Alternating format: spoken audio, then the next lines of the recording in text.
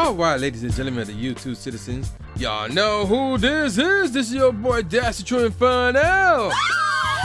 Back at it with another Throwback Tunes on another Thursday. And yeah, believe it or not, I am reviewing yet another Jermaine Dupri album.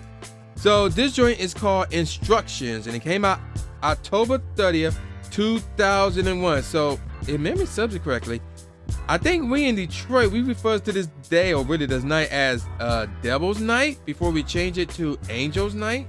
But yeah, that's beside the point.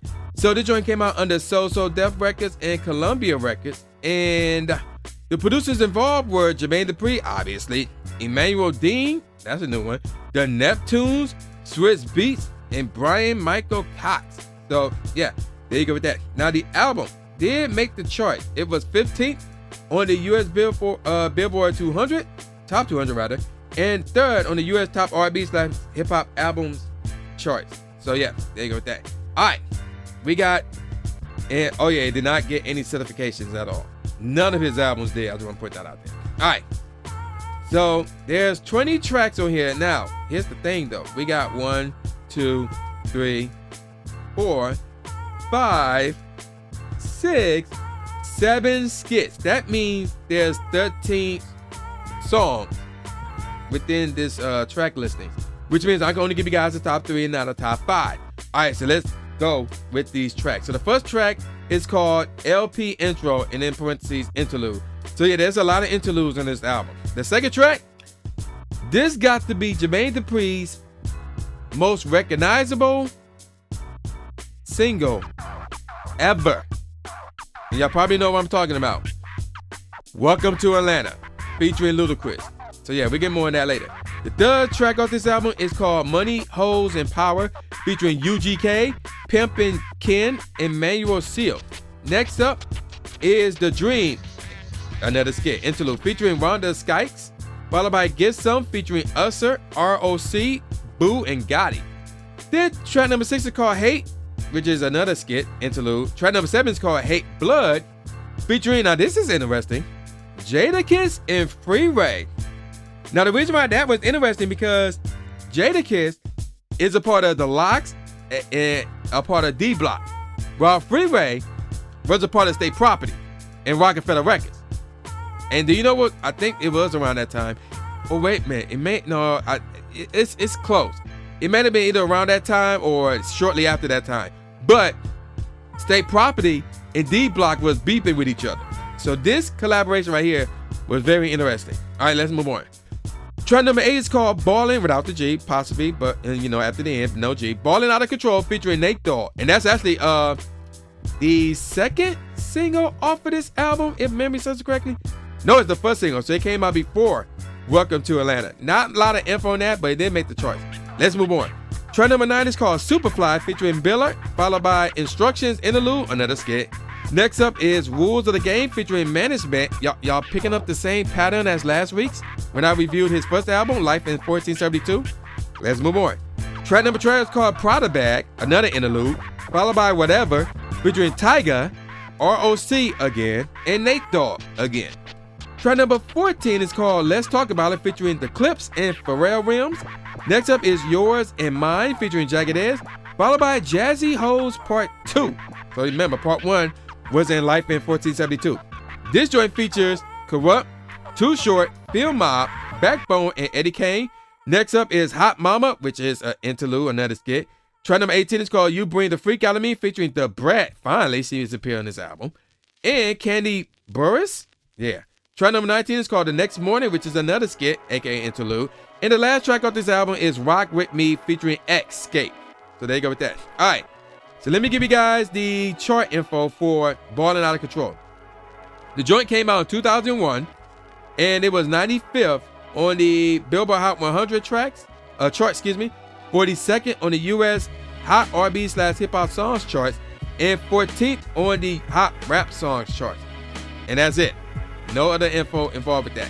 Now, let's move on to Welcome to Atlanta. This joint came out May 14, 2002. So we'll talk. We're literally graduating high school around that time. All right.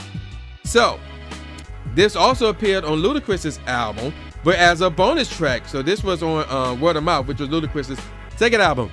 That sounds familiar. Y'all remember Money Ain't a Thing? Bonus track for Jay-Z's album as well as a feature track on Jermaine Dupri's first album? Yeah, there you go with that. So, another thing about this, and obviously there's a music video for this one and for the remix.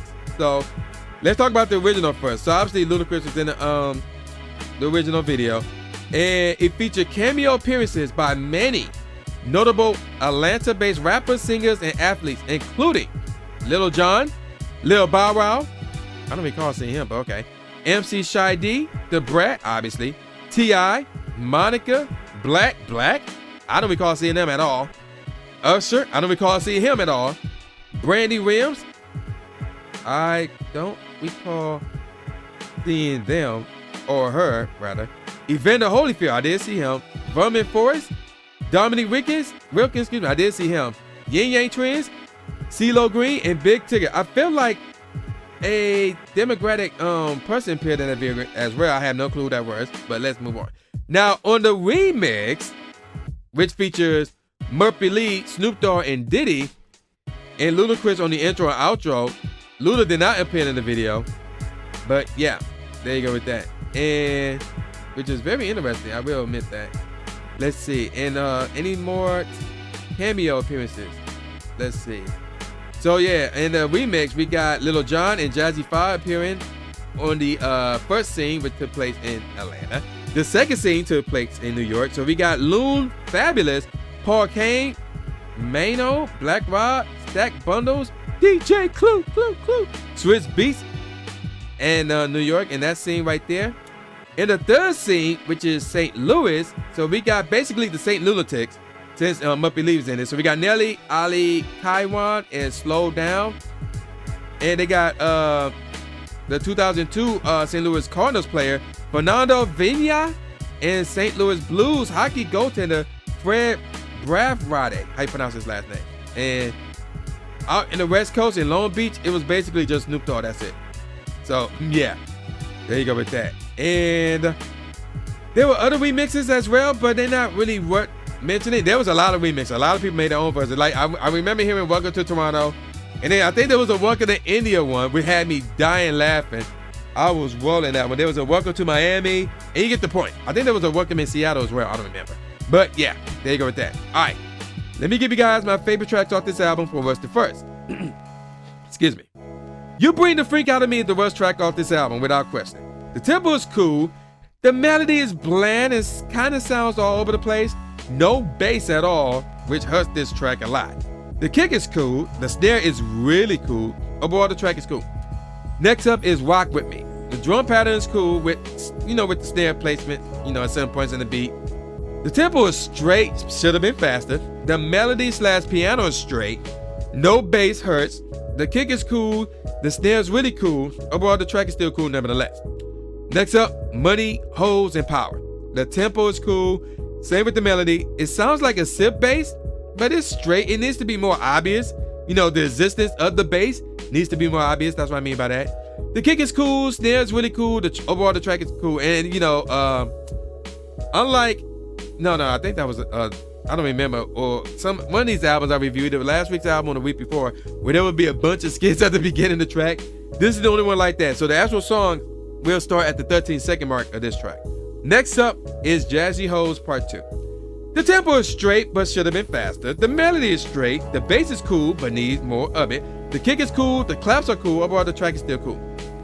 Next up, Yours and Mine. The drum pattern is cool. The tempo is cool. The melody is straight.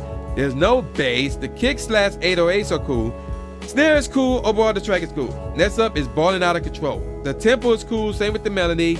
The bass is straight. It just needs more of it. The kick is straight. The snare is really cool though. Overall, the track is cool. Next up, Rules of the Game. The tempo is really cool, but the melody and the bass were just straight. The kick is cool. The snare is really cool. Overall, the track is cool. Next up, Let's Talk About It.